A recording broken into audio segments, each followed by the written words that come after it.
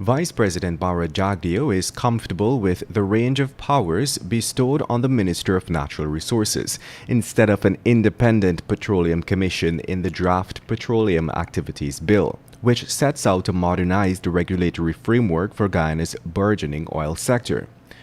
The Vice President was asked to explain why the draft law grants so many powers to the minister rather than an independent petroleum commission, which is still to be established almost 4 years since oil production activities commenced in the country.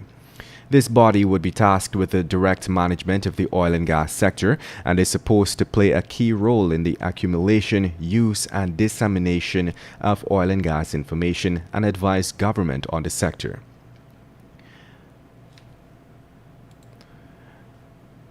In other news, the life of two persons in Berbice ended tragically Tuesday night following an accident along the Hampshire Public Road currently in Berbice. Dead is Dinesh Brandon Ramsamy, a 24-year-old mechanic, and a 60-year-old Munir Khan. Information provided by police detailed that the accident occurred on Tuesday night around 23 hours 30 and involved a motor car driven by Ramsamy and an electric scooter driven by Khan. Police said Ramsamy was heading east along the northern drive lane at a fast rate when he lost control and slammed into the electric scooter that was heading west.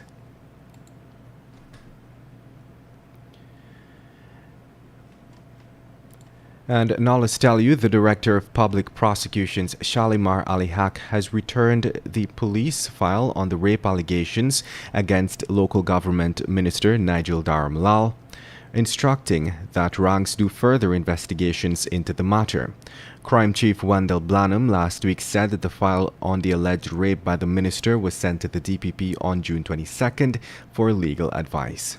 Since then, several groups, including the People's National Congress Reform and the Amerindian People's Association, have protested for a speedy return of the file. In response to the protest mounted, the DPP chambers, in a statement on Tuesday, underscored that all case files received are given due legal attention, as the work of the office is done in an impartial manner. In other news, a Guyana Defense Force rank and another man were on Tuesday evening arrested for shooting at the shop owner at Riverview, Rhymeville, Georgetown. The Guyana Police Force did not divulge the reason behind the shooting, but according to information, it was during an armed robbery. The victim told police that the suspects opened fire at him around 23 hours 30. He recalled that he and his wife were inside a shop at Riverview when the two men approached. And moving on, the results of this year's National Grade 6 assessment will be released next week Friday, Education Minister Priya Manikchand has disclosed. Manikchand said that initially the plan was to release the results on July 17th, but that has been brought forward to July 7th, the same day when public schools will be closed for the August holiday.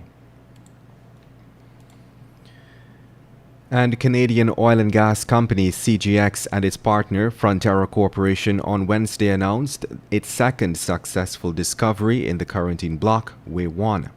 In a statement to the media, the joint venturers disclosed that the discovery was struck at the Way-1 well in the Quarantine Block, approximately 200 kilometers offshore Guyana. And to wrap things up today, 49-year-old Brown Luke, called Brian of High Reef Albion Quarantine Berbice, who admitted to breaking into an elderly woman's home, beating and robbing and raping her, was on Wednesday sentenced to 20 years imprisonment for the crime. Luke was sentenced by Justice Simone Morris Ramlal at the Berbice High Court. In June, Luke pleaded guilty to the charges, which stated that on August 16, 2021, he broke into the elderly woman's home, raped her and assaulted her, and robbed her. And that does it for your news at noon on Kaieteur Radio. I'm Kevin Smith. Thank you for listening.